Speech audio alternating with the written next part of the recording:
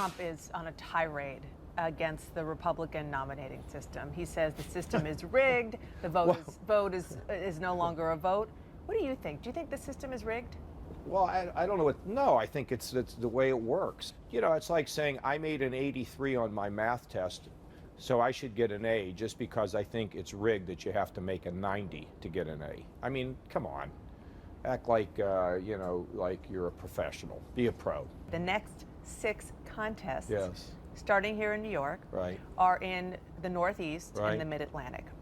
Those are really tailor-made for your brand of compassionate conservatism. So if you can't win in these states, what's your rationale for going down to the convention? Well, winning is accumulating delegates. I don't have to win the state. I have to accumulate delegates and have momentum going in. Look, Dana, I am not going to whine, okay? But I'm going to tell you the facts. There was, because I was ignored for so long, there was Coke, Pepsi, and Kasich.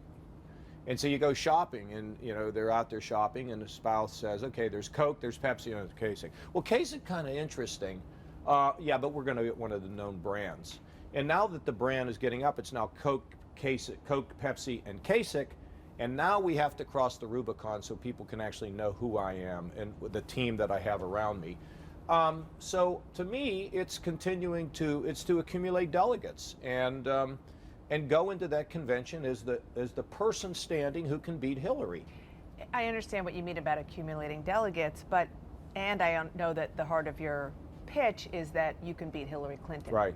But the fact of the matter is, it is a hard sell if you get to the convention and say, you know, vote for me, even though you've only won one state. Only a small incidental state, by the way. No question it's an important state, Ohio. Yeah. But we know you can win Ohio. Yeah. You're the governor. But, you know, well, having then I'm not going to have you as a delegate. No, I mean, look, Dana, I mean, seriously, we are going to nominate somebody who can win in the fall. Why do I win in the fall? Because our team has been able to put a message that appeals to blue-collar conservative Democrats and independents. I mean, I will make the Democrats have to fight in places where they haven't fought for decades. And that's going to be appealing to people. Now, maybe if they say, if you didn't win this state or that state, you're out, well, that'll be their choice. I'm copacetic with it. On the campaign trail. And having the greatest time still. I can tell. I mean, I've eaten my way across every single part of New York. That's great. A lot of food. It is. Well, it's good food, yes. I'm going to get to that later. But on the campaign trail this week, a female college student asked what you would do as president to help protect her from sexual assault. You gave a long answer at the end. You said you would give her some advice, which is to avoid parties with alcohol. Since then, you have made clear that you have a strong record in Ohio to probably the strongest in the country. Helping people, on the issue of sexual assault.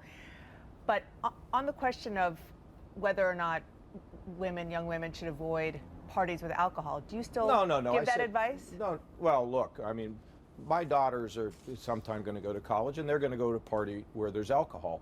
It's just you have to be careful. My only comment on it, you know, it gets to be when alcohol's involved, it becomes more difficult for justice to be rendered for a whole variety of reasons. But we can still find the perpetrator. So. But you understand why a lot of people, women in particular, took that as, wow, he's blaming the victim, or he's even giving some culpability to the victim. I don't know how anybody would take it that way. Because it's taken a while to change to the stigma Dana, of getting people to come out. I'm the one that's led the way in the country to fight this and to get justice served in these conditions. I think even if in fact there is alcohol involved, you still can find the perpetrator. I just don't want justice to be denied because something comes up that a prosecutor looks at and says, well, I can't figure this just thing to put out. a button on this, and then we'll move on.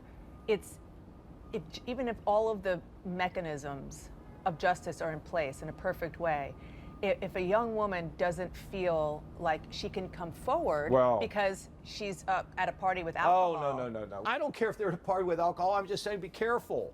That's what I would tell my daughters, be careful. But are you kidding me? Somebody gets sexually assaulted? Of course we're going to get to the bottom of it. And I want to make sure that justice is done, which is exactly, look, when our folks first sat down with the colleges and universities, I have a lady attorney who sort of led this effort for me. They didn't quite know what to do. And I said, I don't care about what they know or don't know. We are going to have a system in place to make sure that the women on our college campuses are protected, and if something would happen to them, that justice can be done, that in fact the perpetrator can be held. So no, I don't, let's go on. Okay. At this week's CNN town hall, you said, quote, I don't like anything big government, Yeah. big business, or big labor. It surprised me to hear you say you don't like big business. Did you mean that? Yeah, I've said it all my lifetime, of course. I don't like, let me give you an example. You think I don't get upset when I hear that a company might move something out? Where I was just in, I don't remember which town, but a lady came up to me, she said, I'm being forced to train my replacements who don't live in the United States. It outrages me, of course it does. Look, So you meant you don't like big business that goes overseas, but you're obviously in favor of big business that comes to Ohio. well, I'm not against big business providing jobs, but that's not, look, most of the jobs get created by small businesses. But anything that's big, I felt gets in my way or the way of the individual. It kind of gums up the works. It becomes a bureaucracy that in some cases is just not feeling. Okay, well, we have to, I'm an insurance company, somebody needs something, denied. Okay, why would I like that? Of course I don't like it.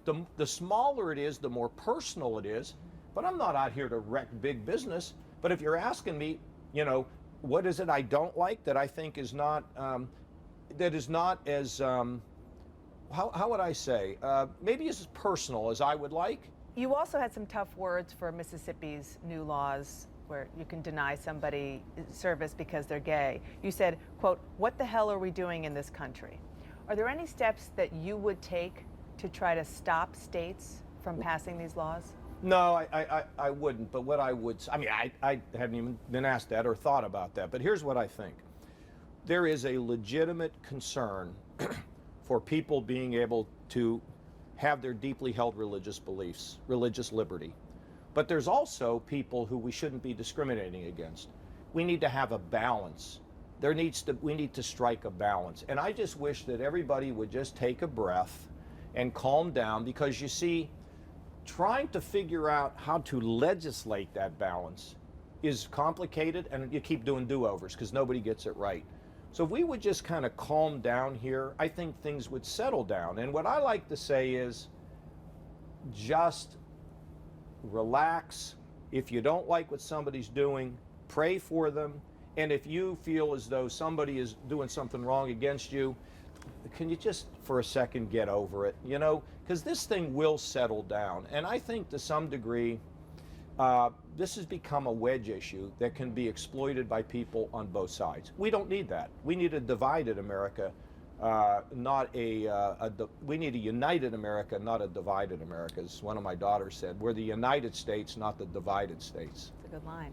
Okay, last question. You caused a bit of a cultural and maybe an Epicurean stir here in New York this week by eating pizza with a fork. No, that was 2 weeks ago. Okay. I caused another problem by flipping my bread over the wrong way. Well, I've learned a lot here. Well, the reason why I'm mentioning the pizza is because in a radio show, you suggested maybe it wasn't a faux pas, it was an intentional way to get I'm not attention.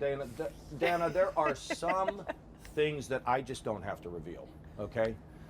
Look, so was it a political stunt? I'm not going to get into it. It'll be in my memoirs. You'll want to read it because of that. Governor, thank you. Thank you very much. Thank you so much. Appreciate it.